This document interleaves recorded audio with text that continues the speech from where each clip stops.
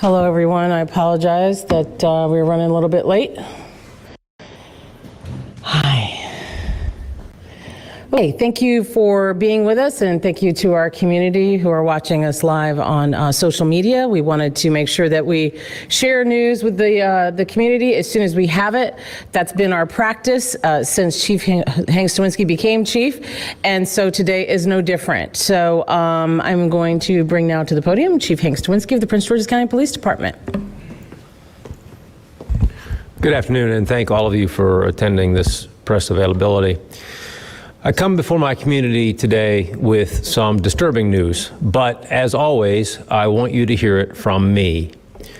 On July 26th, I was made aware by our independent inspector general of an email. And when I read this email, I became aware of an unauthorized, and I want to be clear about this, an unauthorized incentive program that had been instated by the commanders of one of our district stations. I immediately convened the deputy chiefs. I immediately directed them to ensure that no other such programs were ongoing within this department. And we initiated an investigation that I concluded with the responsible commanders today.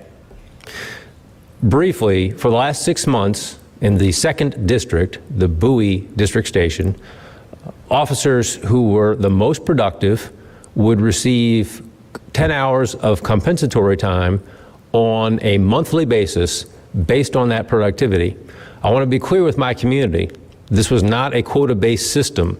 So by way of example, if one officer wrote 1 ticket and another officer wrote no tickets, then the officer who wrote 1 ticket would receive this compensatory time.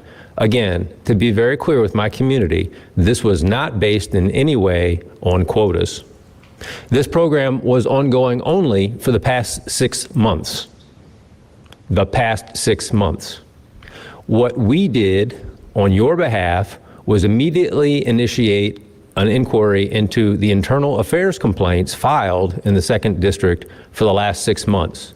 And I am pleased to inform you that we have found no complaints that appear to be related to this unauthorized incentive program. Again, over the last 6 months, we found no complaints in the internal affairs component that appear to be related to this unauthorized incentive program. That said, I ended this program because I know that it has the potential to erode the public's trust in the men and women of this institution. I don't agree with it. It's not the appropriate manner to professionally police in 2019, and it's not acceptable in Prince George's County. Today, I disciplined the responsible commanders, and they are being transferred to new assignments. Command has been changed, and that was a step taken to ensure the community that if they do have concerns as a result of this news, that district station is under new leadership. If you've got those concerns, I am prepared to answer any questions you have. If you have a complaint, I am willing to receive that as well, but I also will point to our independent inspector general as a mechanism to investigate any concerns that you might have. Finally, we have seen dramatic reductions in crime in Prince George's County for what is now approaching a decade. That reduction is predicated in large part, as you've heard me say time and time again, on the relationship between this institution and this community. I assure you that the reason we work so diligently to foster relationships, to have conversations, to make ourselves available and known to you is so that we can police Prince George's County in a manner that you find acceptable. Our culture has got to align with the values of this community. That's what I'm committed to. This program fails to meet that standard. This program fails to align the culture of policing in Prince George's County with the community's expectations in Prince George's County. That's why it's ended, and that's why I am currently developing and will implement in the next few days a policy particularly prohibiting any such program in the future. This will not be accepted. Finally, I want to thank this community for their tremendous efforts on our behalf. I apologize on behalf of this institution if this creates any concern, but know that I am bringing this information to you because you have a right to know. This is your police department. It will be administered, led in such a fashion that our culture is aligned with your values. So with that, I will endeavor to answer any questions you might have. To make it clear, what they were doing is not illegal, but you feel that it was not something that you want them to do.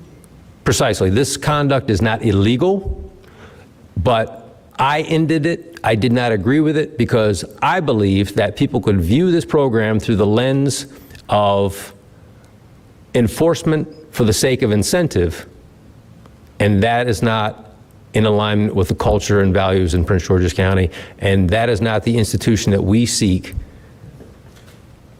to police our community. Can you talk a little more about most productive, officers who are most productive got this compensatory time? Yes. So can you give some examples about what they would do to win this? Again, this is not a quota-based system. That's important. That's the first thing I want my community to know. This wasn't, you must do X number of enforcement actions, because that would lead to concerns about arbitrary enforcement. This is as simple as saying, okay, a patrol squad has 8 members. If one person writes 8 citations, and the next writes 7, and the next writes 6, and you go right down in order to the last person writing 1, then the person who wrote 8 citations would receive the incentive. There was not an arbitrary number of 25, 35, 40, nothing like that happened. There's no quota. It's just the person who is most productive in enforcement at the end of that month would receive 10 hours of comp time. This is any kind of citation, any kind of ticket? Enforcement action. So citations, warnings, equipment repair orders, person stops, arrests, what have you. Sam, you had a question? So you thought it was to make some officer just go after people or? I don't believe that the men and women of this institution would abuse the rights of this citizenry in order to get 10 hours of comp time. I took this action because when I heard about it, I believed that the public may believe that officers would act in a manner to benefit themselves. And that is not in alignment with our values. But again, we reviewed all those internal affair complaints during the period of time this program was in the place where this was occurring, and we found no indication of complaints from our community that we believe to be associated with this program. Dick?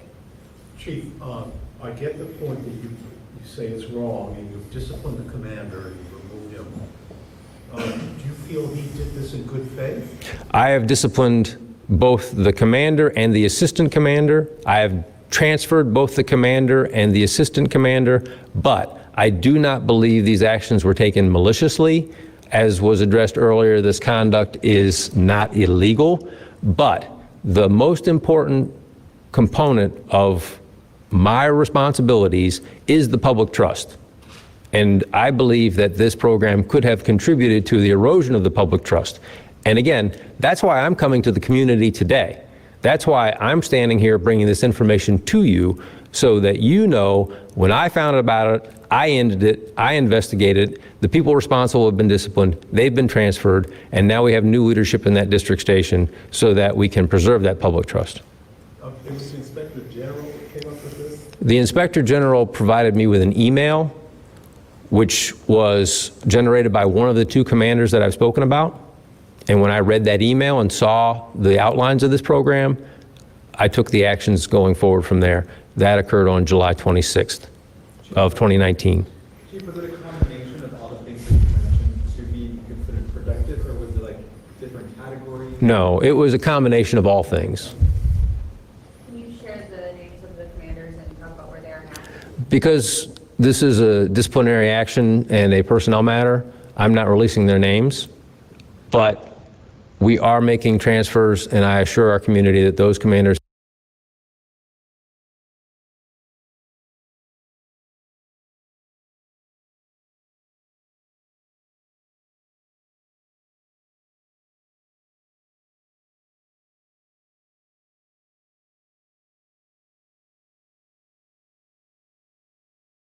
A growing number